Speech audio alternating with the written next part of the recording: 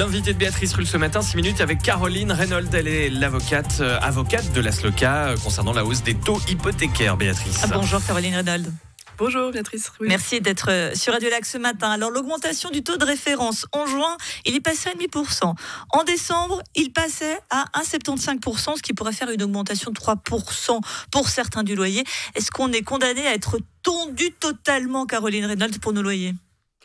Alors, on est condamné à recevoir des hausses de loyer de la part de nos bailleurs, malheureusement, mais ça ne veut pas dire qu'on ne peut rien faire.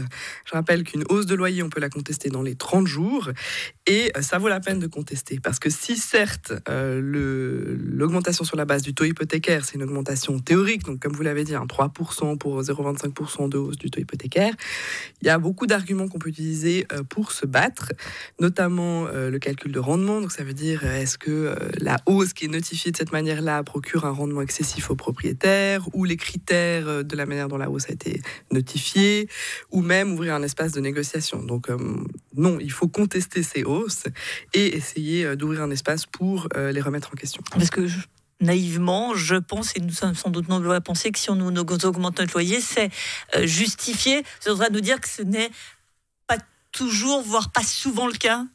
Alors malheureusement, je vous informe en effet que les bailleurs n'ont pas toujours raison et que en effet, les hausses de loyer sont souvent non justifiées. Donc il est tout à fait vrai que à 0,25% d'augmentation hypothécaire, on peut augmenter à 3%. Il n'est pas toujours correctement utilisé, cet instrument. Et donc, il faut faire vérifier ces avis de majoration. On ne peut pas notifier à n'importe quel moment, on ne peut pas notifier... Comment ça se passe très concrètement ? Je reçois, ce 19 décembre, une augmentation à venir de mon loyer. Qu'est-ce que je fais ? À part pleurer peut-être. Alors, vous pouvez pleurer un petit moment, mais ensuite, vous vous ressaisissez, vous regardez l'avis de majoration qui vient avec cette majoration, qui est une feuille jaune, en bas de laquelle vous la lisez jusqu'au bout, même si souvent on ne lit pas le tout, qui indique précisément que vous avez 30 jours pour contester l'avis. 30 jours par précaution, on compte à partir de la date de l'avis. Parce que sinon c'est un petit peu complexe. Donc pour se protéger, on compte à partir de la date de l'avis, et puis vous consultez soit une association de protection des locataires, soit un juriste que vous connaissez, qui connaît bien le droit du bail, pour examiner ce qu'il faut se faire. Il faut savoir que si vous ne contestez pas, la hausse, elle entre en vigueur, et il n'y a absolument rien que vous pourrez faire par la suite pour la contester. Donc c'est vraiment très important de faire vérifier ça dans les 30 jours, et même si ça arrive en même temps que les fêtes de Noël sous le sapin, comme malheureusement on le craint, puisque les délais ne sont pas prolongés pendant cette période. Donc c'est vraiment 30 jours pile. Oui, vous entendez aussi que nombreux nous sommes à ne pas vouloir nous confronter à notre régie quand il y a un petit peu la crainte de se dire ah oui, ça augmente, parce et aussi peut-être pas de phobie administrative, mais de se dire oh là là, on va partir dans un long processus, j'ai pas envie d'être en guerre avec ma régie. Je comprends que c'est difficile de s'opposer activement, et c'est pour ça que le système est conçu ainsi. On aurait pu prévoir en Suisse un contrôle général des loyers. Ce qu'on n'a pas souhaité, on a indiqué que c'est au locataire de faire la démarche, que ce soit au moment de la conclusion du bail. Et là, je rappelle que c'est vraiment important aussi de contester le loyer initial si vous concluez un contrat, parce que c'est le seul moment où vous pourrez remettre en question ce montant-là. Par la suite, vous pourrez remettre en question que les hausses. D'accord ? Mais donc, le système est voulu ainsi, et que c'est au locataire de faire la démarche. Et comme ça, le bailleur espère que souvent le locataire ne fera rien. Mais donc c'est important de le faire. Les démarches ne sont pas nécessairement si longues que ça. On arrive souvent à trouver des accords dans la première partie de la procédure qui est en conciliation. Et puis vous êtes, si vous venez à la SLOCA, très bien accompagné pour faire la démarche. Donc, on a une idée d'à peu près combien de personnes pourraient être concernées avec une augmentation moyenne à peu près ? Est-ce qu'on a quelques chiffres ? Alors selon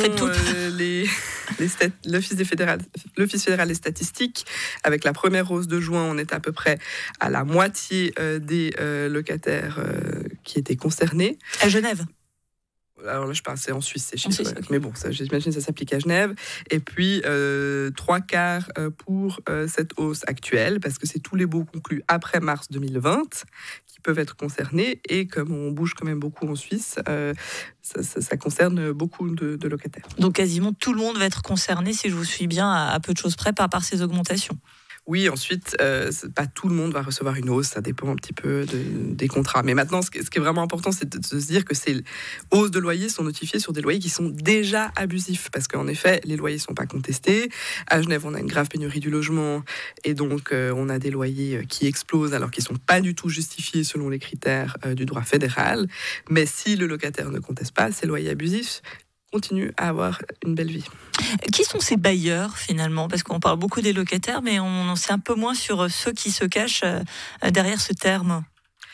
Alors c'est intéressant de regarder, mais en Suisse, il y a quand même une progression importante des bailleurs qu'on appelle institutionnels, c'est-à-dire soit des grosses assurances, soit des fonds d'investissement, de banques notamment, soit les caisses de pension. Donc il y a vraiment, j'ai plus le chiffre en tête, mais c'est vraiment une plus que la majorité qui est maintenant dans les mains de grosses entreprises. Donc le petit bailleur individuel, il devient très rare, et ça on le constate dans nos permanences. Vraiment, la plupart des cas qu'on a, c'est contre des gros institutionnels. Donc c'est aussi des propriétaires qui en réalité n'ont pas besoin de la hausse sur la base du taux hypothécaire. Si on devient un petit peu technique, la hausse du taux hypothécaire, c'est pour que le bailleur qui voit ses frais bancaires augmenter puisse répercuter ce coût sur les locataires. Mais il ne soit pas déficitaire dans son investissement, pour faire simple. Exactement. Mais une assurance qui a besoin d'investir son argent, elle acquiert aujourd'hui complètement en fonds propres, malgré des prix délirants à Genève, et ça on le voit sur le marché de l'immobilier et des acquisitions. Les grosses assurances, elles acquièrent complètement en fonds propres. C'est-à-dire qu'elles, le taux hypothécaire, elles n'en ont cure, parce qu'il n'y a aucune influence sur le montant des charges qu'elles vont payer. Donc c'est encore une fois complètement injustifié qu'on applique cela aveuglément.